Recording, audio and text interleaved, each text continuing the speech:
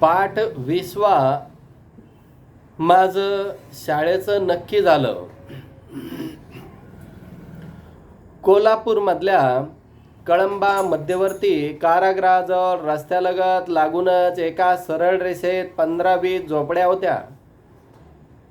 त्यातल्याच एका झोपडीत आम्ही राहत होतो. मातीच्या कच्च्या विटांनी बांधलेल्या भिंती, त्या पण पावसाचे पाणी मुरून पडण्याच्या बेतात होत्या.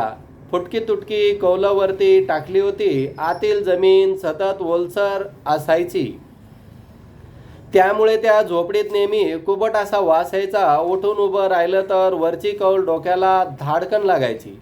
मोठ्या माणसानं उभं राहून कसलंच काम करता येत नव्हतं या घरात.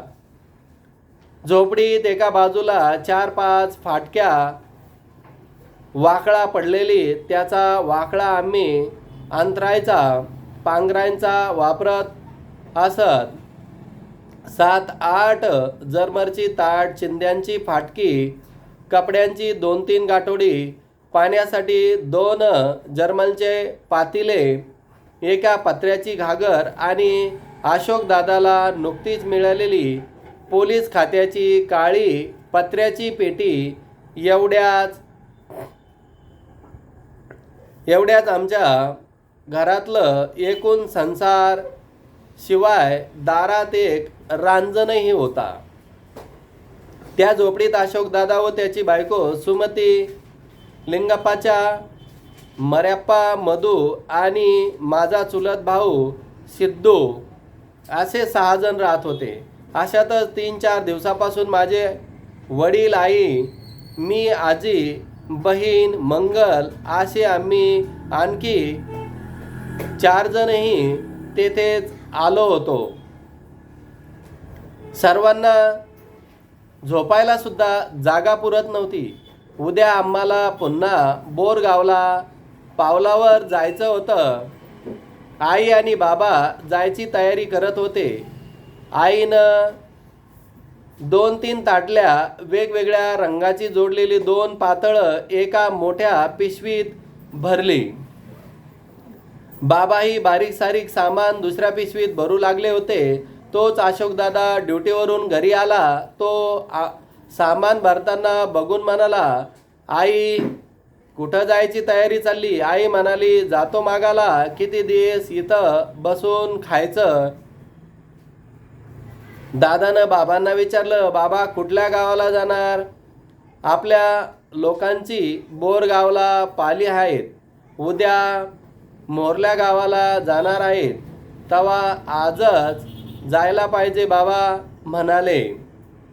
आई मला म्हणाली, इमे बघत काय उभी आहेस?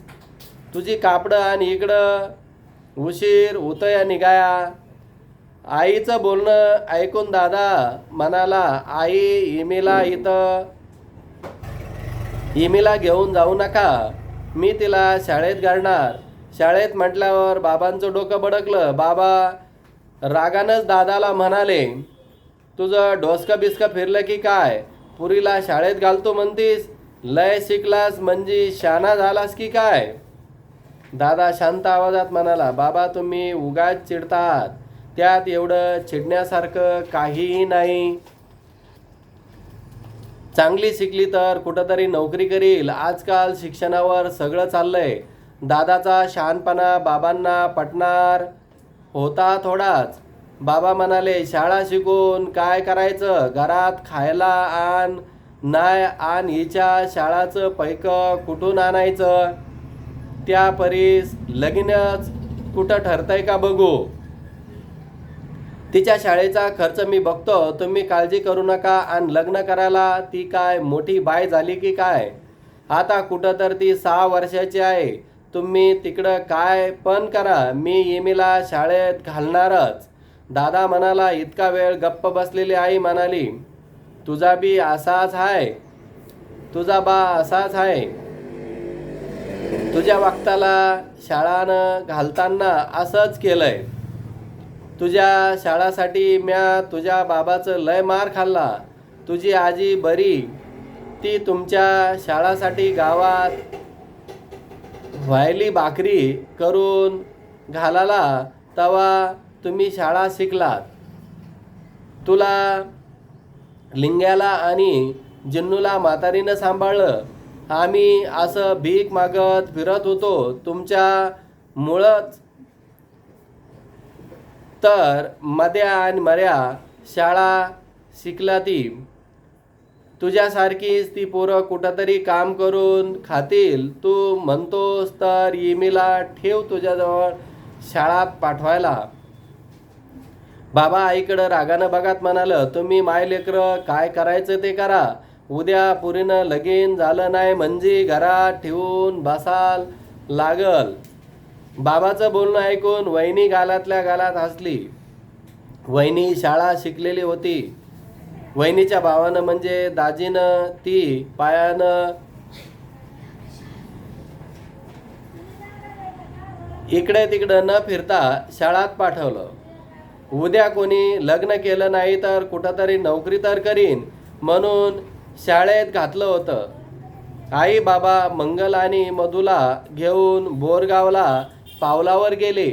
मला करमत नव्हतं. सारखी आईची आठवण येत होती. पहिल्यांदाच आईला सोडून राहायची वेळ आली होती.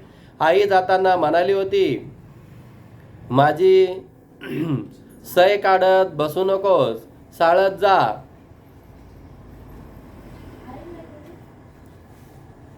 वहिनी बरोबर भांडू नकोस, ध्यान देऊन शाळा शिक म्हणजे झालं. दादा 8 वाजता कामावर निघाला होता. दादाला उशीर झाला होता. दादा गडबडीने कपडे घालता घालता तो वहिनीला म्हणाला, सुमे आज इमीला शाळेत घेऊन जा. तिचं नाव शाळेत घालून ये. मला वेळ नाही तर मीच गेलो असतो. पोर कुठं गेली? घरात कोणीच नाही. पोरांना जेवायला घालून शाळेत पाठव. दादा कामावर गेला. वहिनीनं घरातली सर्व कामी भराभर आवरली. आमच्या घरापासून शाळा फार जवळ होती. 4-5 झोपड्या ओलांडल्या की दगडी बांधकाम केलेली एक मोठी शाळा होती. तिथंच पहिलीचा वर्ग भरत होता. शाळेशेजारीच मोठं वडाचं झाडही होतं. वहिनी आणि मी शाळेत आलो. वहिनीनं बाईंना नमस्कार केला. बाईंना वहिनीबरोबर आधीच ओळख होती.